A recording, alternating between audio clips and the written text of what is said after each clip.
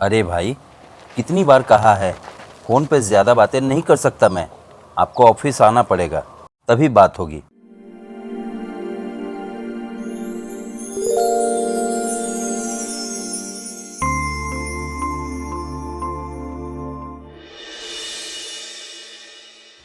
कितनी बार कहा है, फ़ोन करके आया करो, और वो भी इस हालत में। खैर बताओ, क्या बात है? ये मिठाई और माला किस बात की? ओहो, आप तो हमेशा ही गुस्से में रहते हैं। बात ही कुछ ऐसी है। खैर, ये सब छोड़िए और बैठिए। और आपकी बेटी की ना सरकारी नौकरी लग गई है। रिजल्ट आया था, इसलिए मंदिर गए थे। सोचा आपको खुशखबरी सुना दें। अब बताइए, आपका गुस्सा ठंडा हुआ ना? अरे वाह, आज तो तुम दोनों ने मेरा दिन ही बना दिया।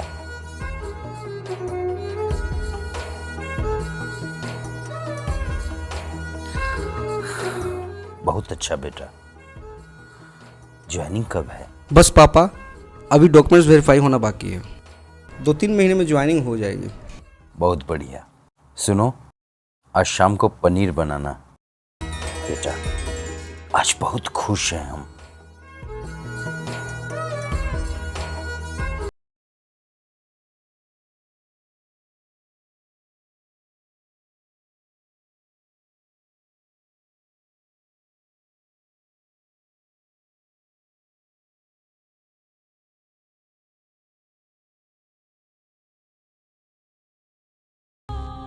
आपके बेटे का नौकरी हो गया ना?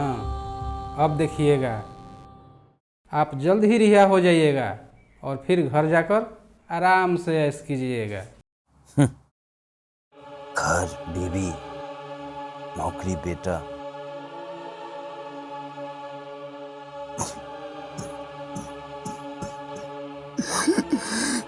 सब खत्म हो गया मेरे भाई। सब बर्बाद हो गया। ऐसा क्या हुआ था मेरे भाई?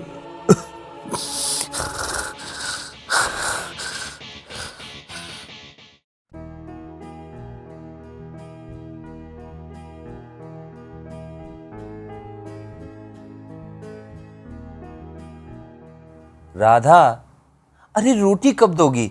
सिर्फ दही और सब्जी रखकर चली गई। हाँ हाँ, ला रही हूँ। 2 ही हाथ पैर दिए हैं भगवान ने मुझे। आप किचन में आ जाएंगे तो कौन सा पहाड़ टूट पड़ेगा।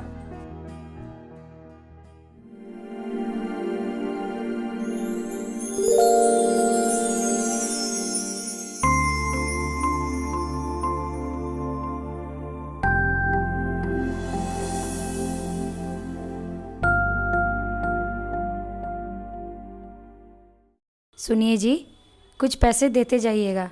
बाबू के कोचिंग में फीस जमा करना है। शंकर बेटा, तुम भी आ जाओ, नाश्ता कर लो। अभी परसों ही तो दिया था। अब किस बात की फी बताओ? पापा, वो जीके और रीजनिंग की क्लास है। कितना देना है? और लाऊं? नहीं। हेलो, क्या?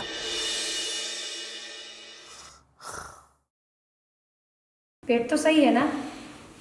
पेट तो बिल्कुल सही है। शराबबंदी हो गई है। अब देखते हैं क्या क्या और बंद होता है। हाँ, बताया नहीं, कितना पैसा चाहिए? पापा, वो 10,000 रुपये चाहिए। एक ही बार देना है? जी पापा। तुम भी ना हर बात लास्ट में बताती हो। तो क्या हुआ, पैसे देते जाइएगा। अगली बार भी इंग्लिश कोचिंग में ही बाकी रह गया था। बेटा, तुम भी जल्दी से नाश्ता कर लो, हम लेकर आते हैं। पापा, वो बाकी का डिमांड बाद में। बेटा, मैं एक गाड़ी खरीद रहा हूँ और उसके लिए 2 लाख रुपए का इंतजाम भी करना है। बिजनेस भी तो बढ़ाना है ना। ठीक है पापा। और हाँ, मैं वो पैसे ट्रांसफ़र कर दूंगा, ठीक है? ठीक है पापा। ठीक है पापा, मैं चलता हूँ, कोचिंग के लिए लेट हो रहा हूँ। अरे नाश्ता तो कर लो। नहीं पापा, बाद में कर लूँगा। ठीक है, बाय। Bye mom. अरे बेटा नाश्ता तो करते जाओ। मनोज भाई, आपका तो टूर एंड ट्रेवल का अच्छा बिजनेस था, फिर आप इन सब पचड़ों में कैसे पड़ गए? क्या बताऊं भाई, ये उसी दिन शुरू हुई जिस दिन सरकार ने शराबबंदी की घोषणा की। मैं अपने बेटे को ट्यूशन फी देकर घर से निकला ही था कि अचानक, भैया एक मीठा पान दीजिएगा।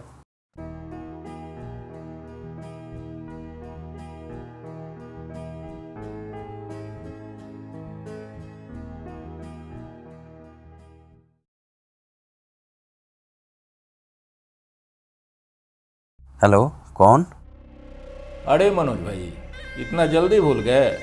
सूरज बोल रहा हूँ रांची से। कैसे हैं आप? अरे नहीं सूरज भाई, बिल्कुल नहीं भूला हूँ, बहुत बढ़िया हूँ भाई। आप बताइए, आप कैसे हैं और कैसे याद किए? सुना है बिहार में शराबबंदी हो गई है आज से। हाँ, हो तो गई है, पर आपका तो रांची में ठेका था ना, वहाँ पर भी बंद हो गया क्या? अरे नहीं नहीं मनोज भाई, यहाँ तो ऐसा कुछ होने वाला नहीं। और धंधा कैसा चल रहा है आपका? ट्रांसपोर्ट का बिजनेस है ना आपका? सब बढ़िया चल रहा है भाई, बस लगे हुए हैं। एक ही गाड़ी है ना, मतलब कि इनकम कम है। मैं चाह रहा हूँ कि दूसरी गाड़ी भी ले लूँ।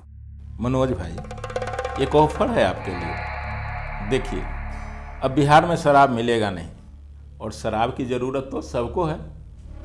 मतलब मैं कुछ समझ नहीं पाया, मतलब मैं कुछ समझा नहीं। मनोज भाई, मेरे पास एक प्लान है जिसमें आपके गाड़ी की ज़रूरत पड़ेगी। देखिए, अभी शराब का मार्केट बिहार में बढ़ेगा क्योंकि शराबबंदी हो गई है, और शराब झारखंड से हम सप्लाई करेंगे।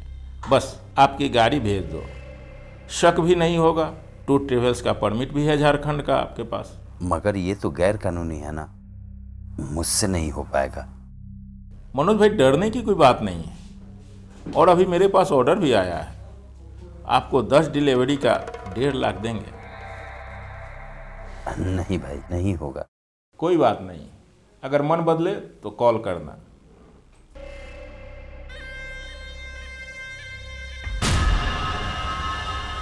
तुमने तो मना कर दिया था, लेकिन फिर कैसे पड़ गए इस चक्कर में? भाई क्या बताएं,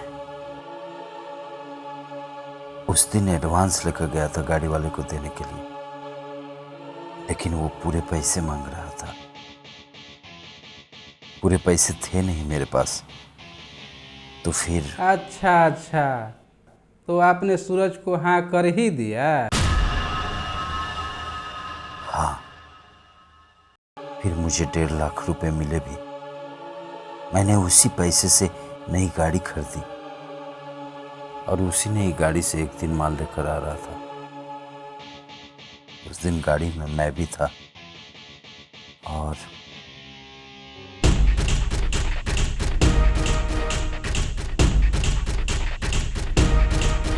क्या बात है साहब, अर्जेंट में एक मरीज को लेकर जाना है। गाड़ी में क्या है? साहब कुछ भी नहीं है साहब। चेक करवाओ। साहब अर्जेंट में एक मरीज को लेकर जाना है। गाड़ी बंद करो, चेक करवाओ।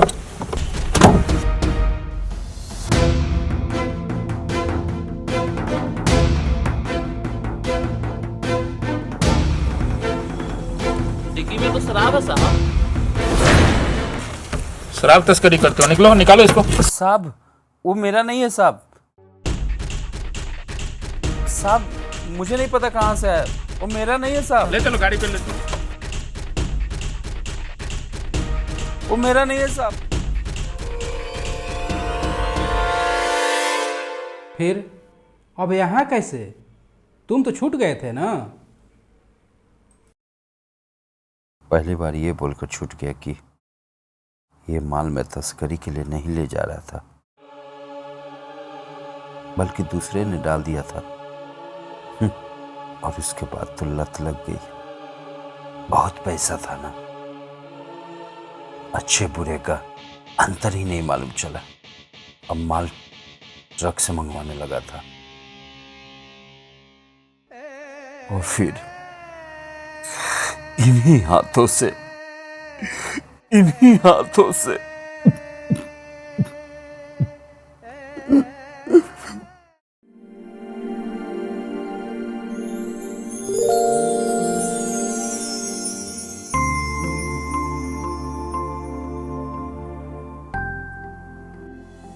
ए जी, एक बात बोलूं? बोलो। कल टीवी में मैंने देखा था, बेटी बचाओ बेटी पढ़ाओ। उसका घोषणा हुआ था तो देखते देखते मेरे मन में भी एक इच्छा जागी है कि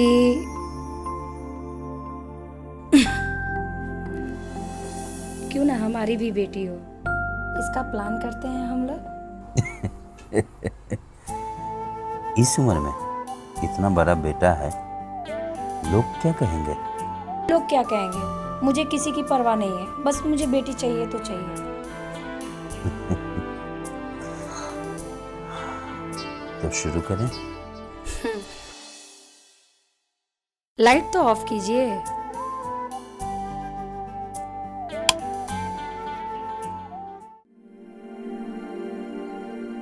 आप भी ले लीजिए।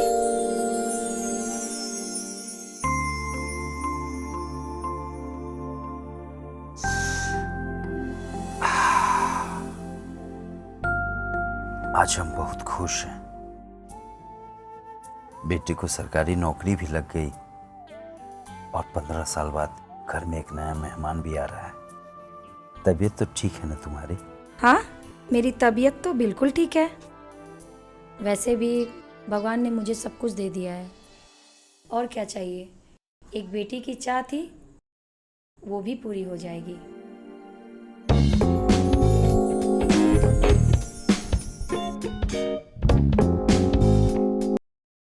हेलो, हाँ, कितना भिजवा दें?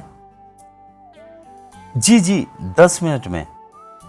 अरे नेताजी, अरे आपके लिए कभी भी। अच्छा सुनिए, कल घर में पार्टी है, बेटे का सरकारी नौकरी में सिलेक्शन हुआ है, आना है जी। जी। शंकर, हाँ पापा। ऑफिस में ना एक बैग पड़ा होगा, उसे ना उस चौक के पास अंकल को दे आ। ठीक है पापा, अंकल का नंबर दे दीजिए जिनको चौक पे देना है बैग। हाँ लिखो, 7004783535। ठीक है पापा, मैं चलता हूँ। हाँ ठीक। अरे इसको कहाँ भेज दिए, अब खाना भी ठंडा हो जाएगा। फिर से गर्म कर लेना, माइक्रो ओवन किस लिए है? आपको तो हर वक्त बस मजाक ही सोचता है। अच्छा चलो, मुझे खाना खिला दो, बहुत तेज भूख लगी है। अच्छा ठीक है, बेटे को आ जाने दीजिए, फिर साथ में खाते हैं।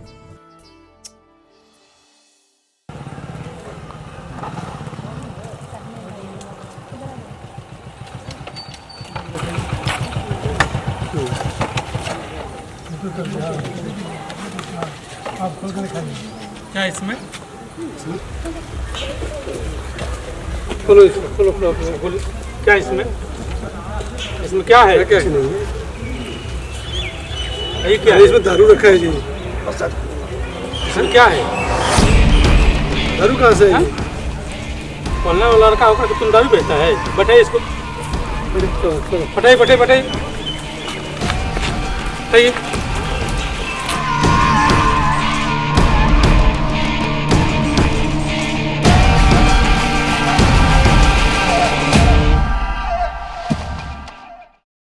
अरे जरा फोन तो लगाइए, काफी देर हो गया है। हाँ लगा रहा हूँ।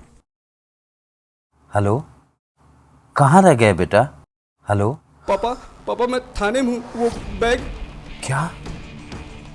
अरे तुम वहीं रुको। नहीं पापा, वो FIR हम आ रहे हैं बेटा। अरे क्या हुआ, आप कहाँ जा रहे हैं? आ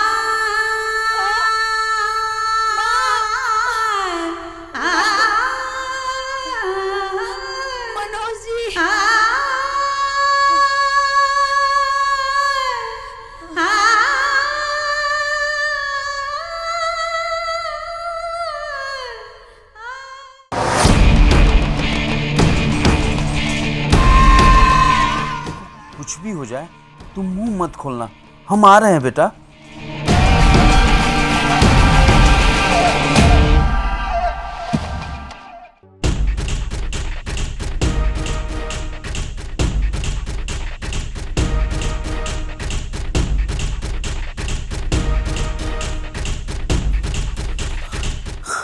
हेलो मनोज भाई अपना ट्रक पकड़ा गया है। आप कहीं निकल जाओ मनोज क्या? भाई।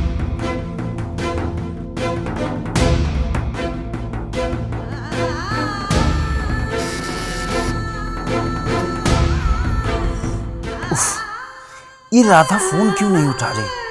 राधा कमन फोन उठाओ राधा।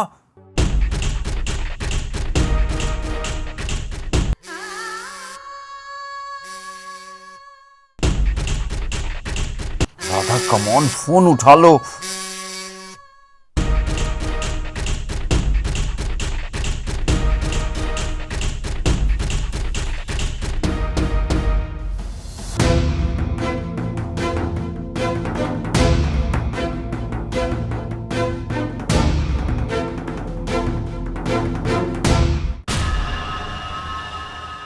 मेरे बेटे को छोड़ दीजिए ना सर, उसकी कोई गलती नहीं। सर समझिए ना सर, वो गलती से दूसरे का बैग उठाकर ले आया। सर कुछ ले देकर मतलब। देखिए मनोज जी, अब कुछ नहीं हो सकता, कार्रवाई तो होगी। हाँ एक उपाय है, आप अगर बयान देते हैं कि आपके बेटे को कुछ मालूम नहीं था और यह सारा काम आपने जानबूझकर किया है, तो आपके बेटे को वार्निंग देकर छोड़ सकते हैं। हेलो, हाँ हाँ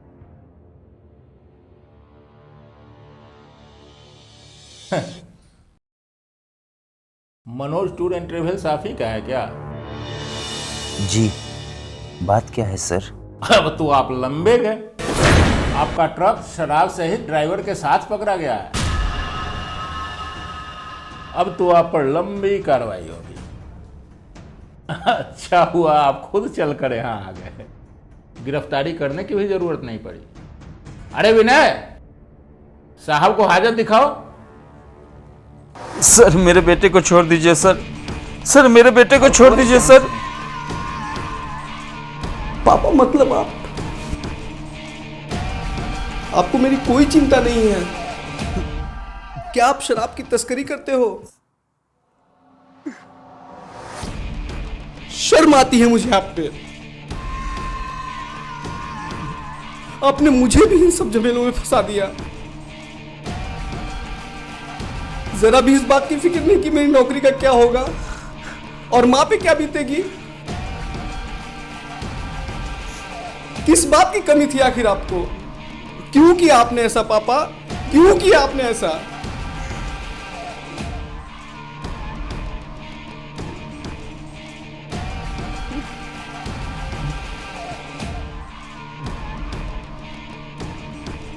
अरे आपसे मुझे घृणा हो गई है। आज के बाद अपना शक्ल मत दिखाइएगा मुझे। आपको सजा मिलनी ही चाहिए, मिलनी ही चाहिए।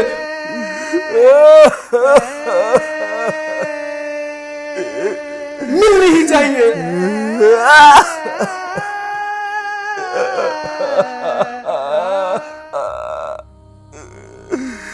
मैंने अपना सब कुछ बर्बाद कर।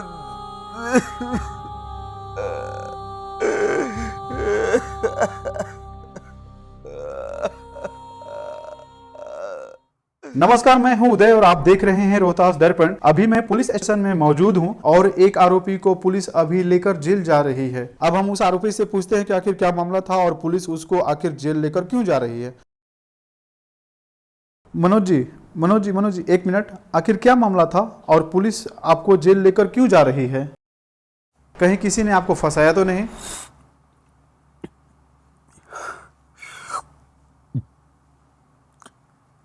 भी आपने देखा कि मनोज बोलने की स्थिति में नहीं है और पुलिस उसको जेल लेकर जा रही है।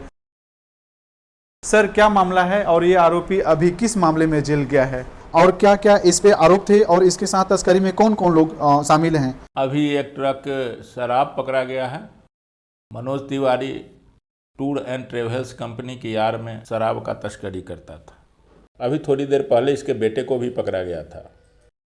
मात्रा कम थी लेकिन उसे पता नहीं था। इस बात का कबूलनामा इसके मनोज तिवारी ने भी किया है। इसके बेटे को इसकी जानकारी नहीं थी, इसलिए इसके बेटे को छोड़ दिया गया।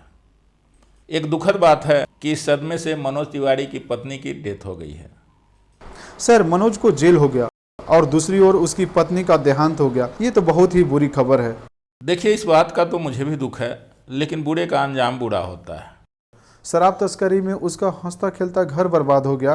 सर, आप ये बताइए कि शराब तस्करी में और कौन कौन सी सजाएं हैं? देखिए, बिहार मद्य निषेध और उत्पाद अधिनियम संशोधित अधिनियम 2018 की धारा 30A कहता है कि कोई भी व्यक्ति जब शराब ले जाते हुए या उसका तस्करी करते हुए पकड़ा जाता है तो पहली बार अगर करता है तो कम से कम 5 साल की सजा होगी और 1 लाख रुपए तक का जुर्माना होगा। लेकिन अगर वही काम दोबारा करता है तो सजा बढ़कर कम से कम 10 साल की हो जाएगी और 5 लाख रुपए तक का जुर्माना होगा। और इस बीच में इसने जितनी भी संपत्ति अर्जित की है शराब के तस्करी से, वो सारी संपत्ति सरकार जब्त कर लेगी। सर, वो संपत्ति जब्त होने के बाद सरकार उसको कैसे यूज करती है? सरकार अपने काम में यूज करती है, जैसे उस संपत्ति पर सरकारी स्कूल खोला जा सकता है और भी अन्य कार्यों में उपयोग में लाया जा सकता है।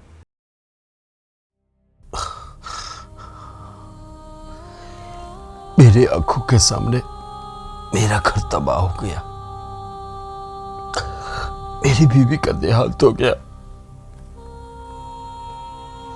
बेटा सरकारी नौकरी में है,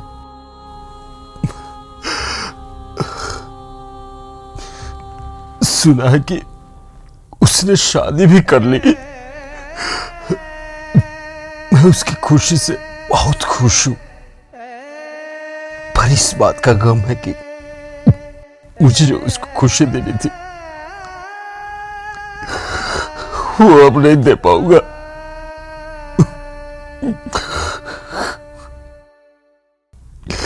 अगर इस काम में मैं लिप्त नहीं होता तो आज हम सब कितने खुशहाल जीवन जीते।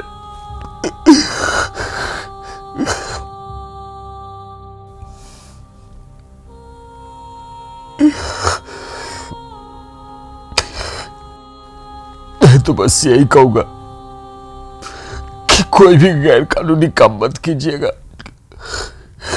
पैसे के लोभ में तो मैंने अपनी खुशी बर्बाद कर दी,